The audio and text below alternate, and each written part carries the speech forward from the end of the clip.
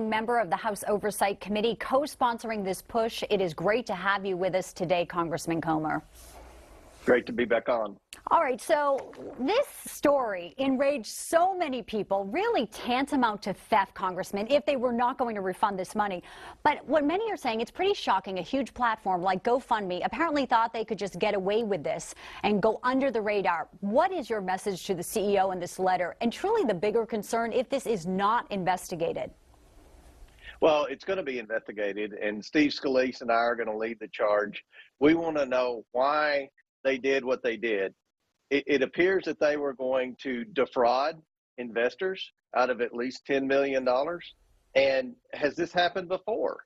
This is another example of big tech trying to censor conservatives. We've seen this countless times with Facebook, with Google, with Twitter.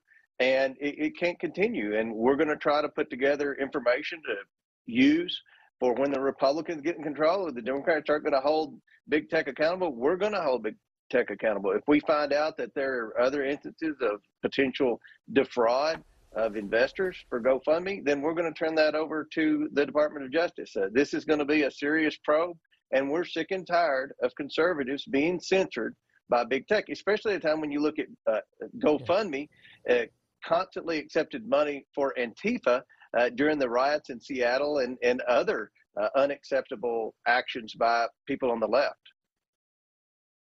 Yeah, you know, it makes one wonder. They said that they were going to originally take the money and they were going to give it to other charities. If that's been done before, where has people's money actually been going? What kind of charities have benefited from this type of censorship? Congressman, what can be done from a legal standpoint here? Well, we're going to put together information and we're going to share it with federal authorities. This is a major company that operates in the United States. Even though this was a project for Canada, this is an American company, and we want to see what exactly their intentions were, why they made the decision to eventually return the money. We learned that they were going to donate the money to charities. Which charities and who made that decision? And have you done that before? And when else have you done that? Because I think people donate money to GoFundMe for all sorts of charitable causes. If GoFundMe picks and selects where they send the money and don't do what they advertise they're going to do, then they need to be held accountable in the courts and by the law. I know Congress is going to hold them accountable, even though the Democrats probably are going to turn a blind eye because this is another example of a big tech company censoring a conservative cause. We're going to continue to accumulate this information, and we'll hold hearings next year when we hopefully flip the House and become the majority. Congressman, we've seen Canada arresting protesters for merely honking. An elderly man basically manhandled, cuffed. And we know here, stateside, the Department of Homeland Security is now putting out warnings about the Super Bowl, saying that people could start there, disrupt traffic as part of this peaceful protest, but then be angry people in Washington. Do you think the Biden administration will be as heavy-handed as the same way we're seeing Canada's government is, even at this hour, that recent move by Ontario's Premier Doug Ford just a few minutes ago breaking? I think they might have been, but I will tell you what I've seen over the last few days. I've seen Democrats in Congress and people in the Biden administration, they've apparently got fresh polling data that shows the American people are sick and tired of their heavy-handedness. They're sick and tired of their hypocrisy. They're sick and tired of big government and a nanny state.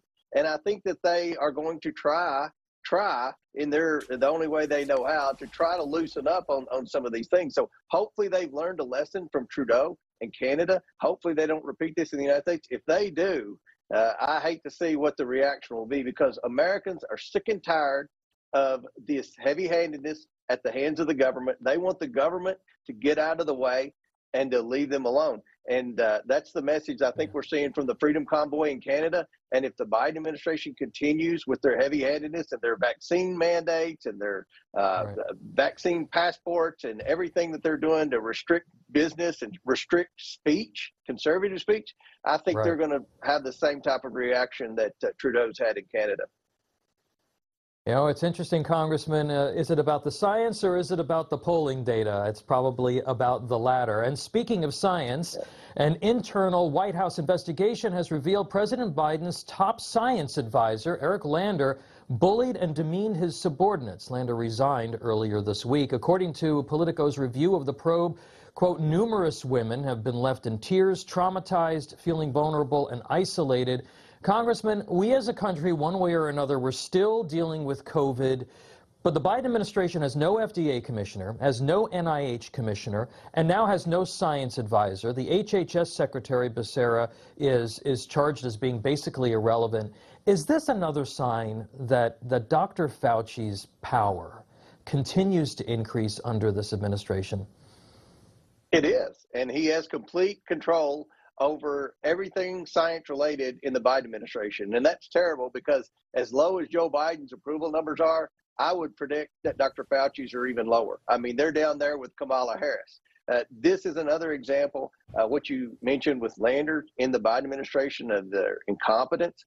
I mean, if you go back to the campaign and when Joe Biden first took office, he said that he would terminate anyone on the spot if they created a toxic work environment. What we've learned is in February of 2021, just a few weeks after he started, multiple employees, mostly women, came forward complaining about a toxic work environment.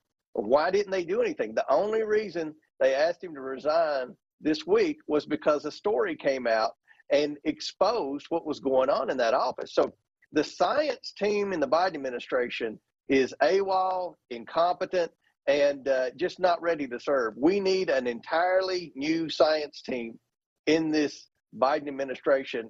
I don't know where he can start, but he's got to start by getting rid of Dr. Fauci. And I think that a lot of things would fall into place after that. But this Landers, another example of the Biden hypocrisy. Why didn't they do something sooner? I feel so bad for those employees that had to endure what we've read about over the past 12 months. Congressman James Comer, a lot that we got into today. We thank you for your insight. We'll be following, of course, the GoFundMe investigation and all these other very important issues facing our country when it comes to Fauci and the never-ending pandemic, right? Thank you, Congressman. That's right. Thanks for having me on. Now to our other top story for you this Friday. It is the Russia-Ukraine crisis. This is new video.